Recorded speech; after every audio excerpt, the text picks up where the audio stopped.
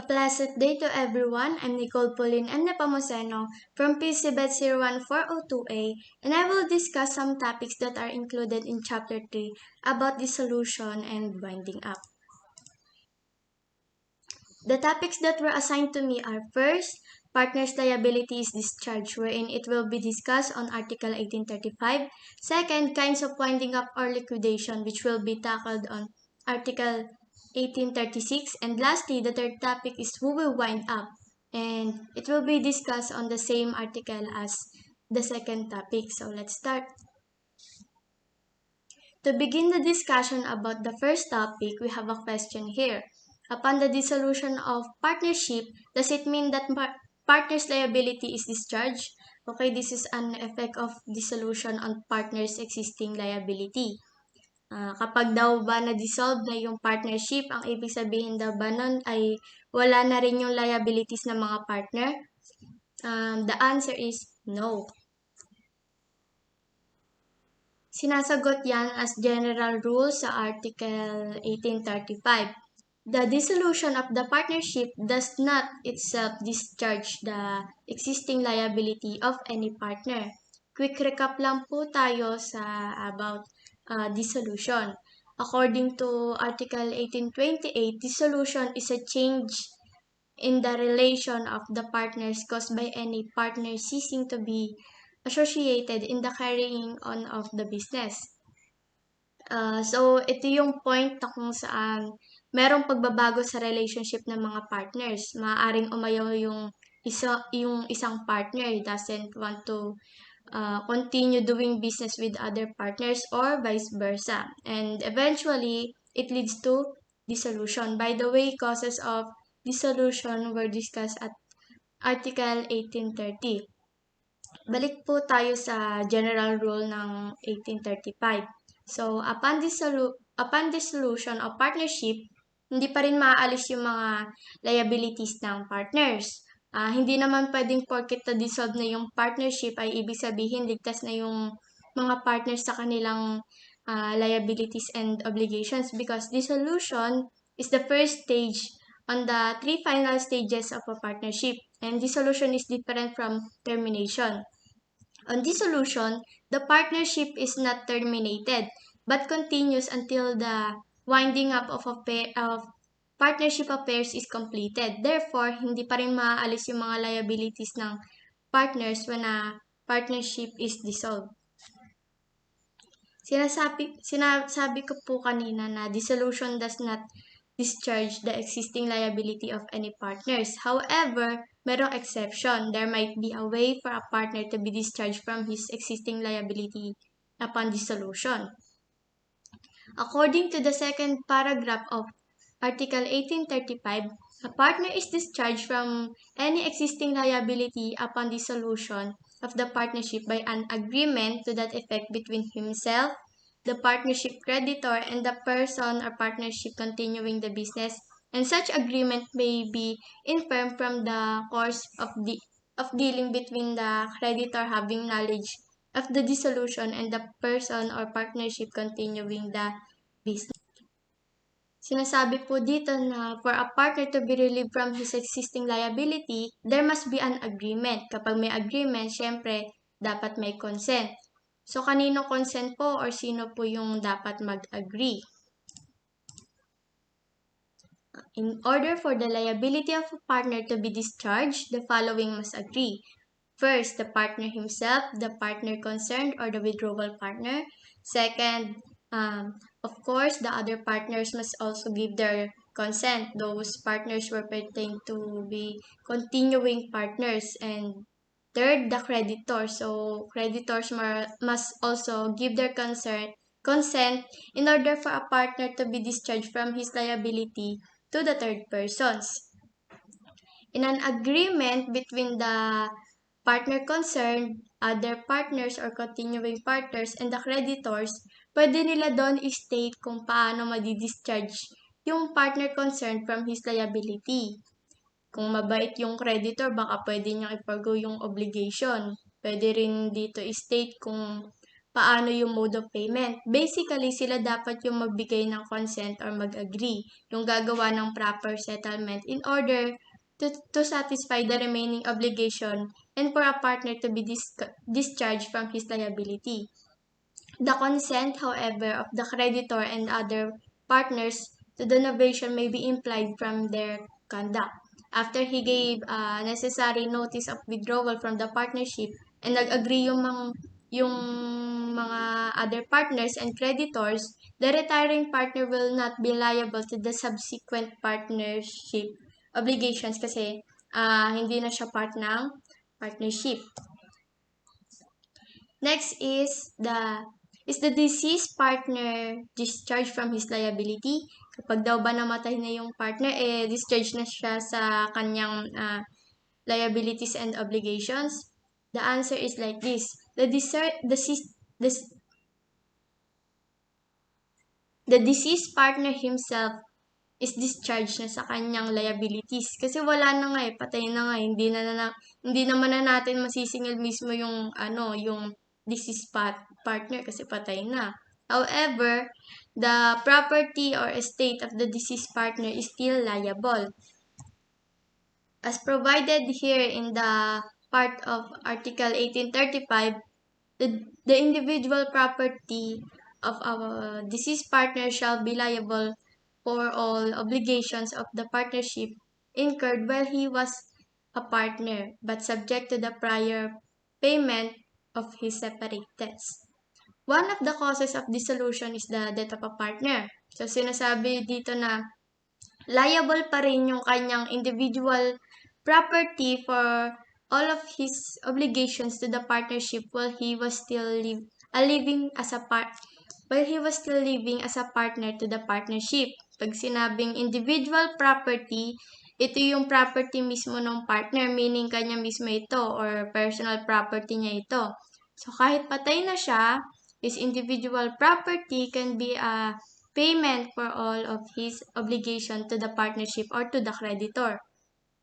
However, dahil nga individual property ang tinutukoy dito, it is subject to the prior payment of his separate debts. Meaning, mas maunang mabayaran dapat ay yung personal creditor para sa kanyang separate na utang kaysa sa partnership creditor. Ito lang po yung tatandaan natin.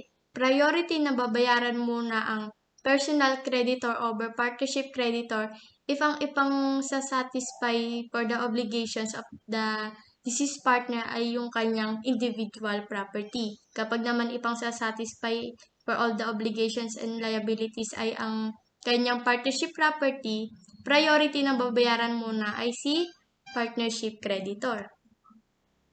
Let's have an example here. The partnership of A, B, and C was dissolved due to the death of C. X is a partnership creditor prior to dissolution, while Y is the private creditor of C. Is the separate property of C liable to X? The answer is yes. The separate property of is still liable to X, the partnership creditor. However, the separate liability of C to Y is private or personal creditor must be paid first. After nun, yung remaining property ni C will be available to satisfy his share in the partnership liability to X that was incurred prior to dissolution.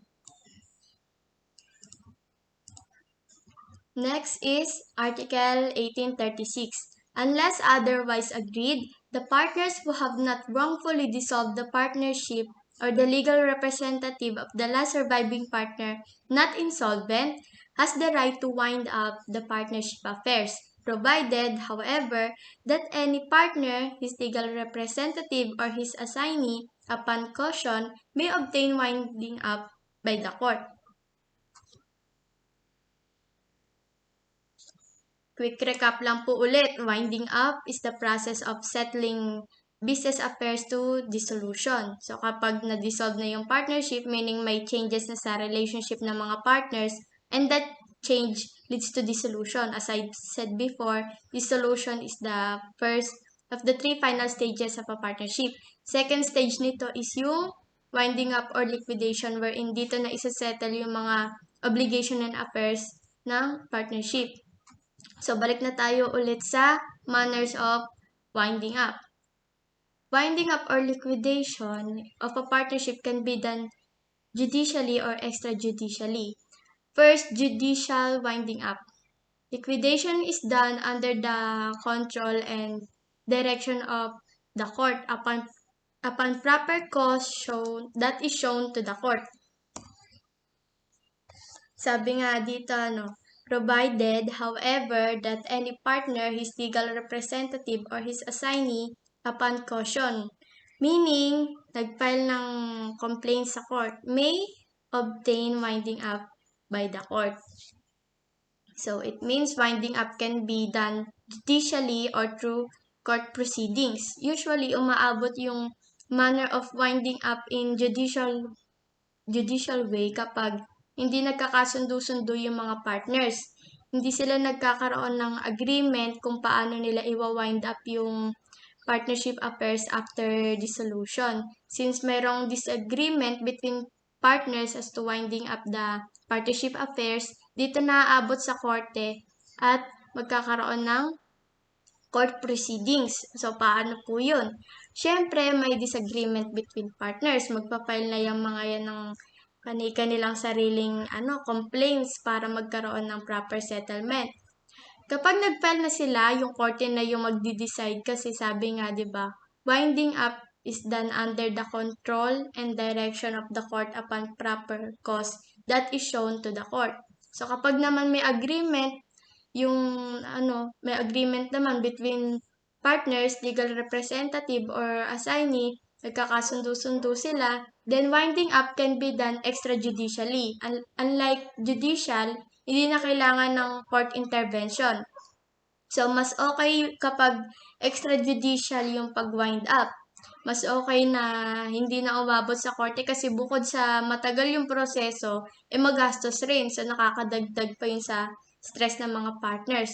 So, pag nagkaroon na ng agreement between partners, it means winding up can be done extrajudicially. Sino-sino naman yung mag-wind up? So, provided rin sa Article 1836 kung sino-sino yung mga partners na pwede. The partners who have not wrongfully dissolved the partnership or the legal representative of the last surviving partner not insolvent has the right to wind up the partnership affairs. Yan. So, first, liquidating partner or partners as agreed upon by all the partners. So, dito, nagkakasundo-sundo sila. May agreement yung mga partners kung sino i-appoint or i-designate nila as liquidating partner. Yung liquidating partner, siya yung napagkasunduan na mag-handle o mag-settle ng affairs ng kanilang partnership. Halimbawa, the partnership A, B, C with A, B, and C as a partners, nagkaroon sila ng agreement for winding up the partnership. Then, inappoint nila si C as liquidating partner, meaning si C yung namumuno ng pag-wind up ng kanilang partnership. Pangalawa, in the absence of agreement, kapag wala silang napag-agrihan, kung sino yung liquidating partner, winding up can be done by partners who have not wrongfully dissolved the partnership. These partners are the ones who act on good faith. Innocent sila. Innocent partners and hindi sila guilty. Wala silang bad faith sa kanilang part. So, may right sila na mag-handle ng settlement ng kanilang partnership affairs. Third is the legal representative of the last surviving partner who is not insolvent. For example, si partner A, B, and C, they were about to go somewhere together but unfortunately, na-aksidente sila. Nakasakay silang tatlo sa isang kotse kasi may pupuntahan sila and then na-aksidente sila. Si A namatay ng Monday, sa sumunod na araw si B naman yung namatay. Then the next day ulit, si C naman yung namatay. So lahat ng partners patay na.